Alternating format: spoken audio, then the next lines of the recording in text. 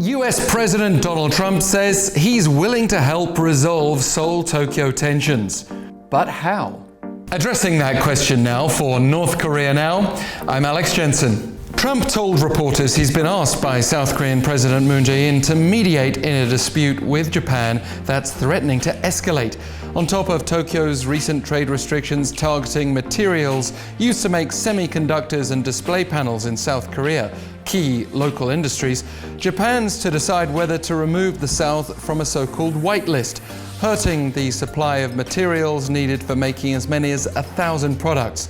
And this comes as Tokyo appears to be upset over a South Korean court ruling ordering Japanese firms to compensate Korean victims of Japan's colonial-era forced labor. Tokyo insists this isn't about retaliation, but rather security and the seemingly unfounded concern that South Korea might leak sensitive materials to North Korea. And now Trump looks set to get involved. Not that he expects it to be easy.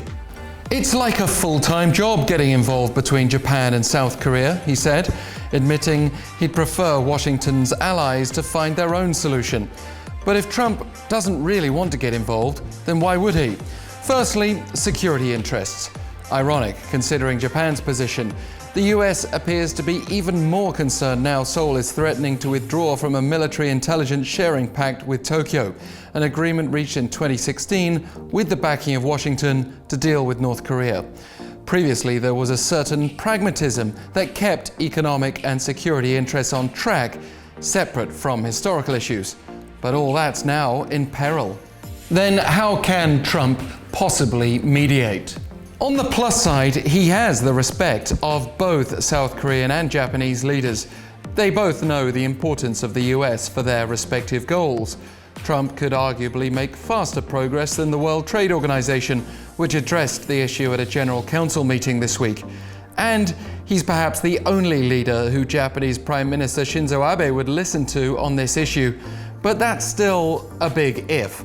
Abe just oversaw an upper house election victory at home, and since then his comments suggest he has no plans to upset his conservative base and concede ground to Seoul. Equally, it's politically impossible for President Moon to somehow force a change in the South's sense of justice.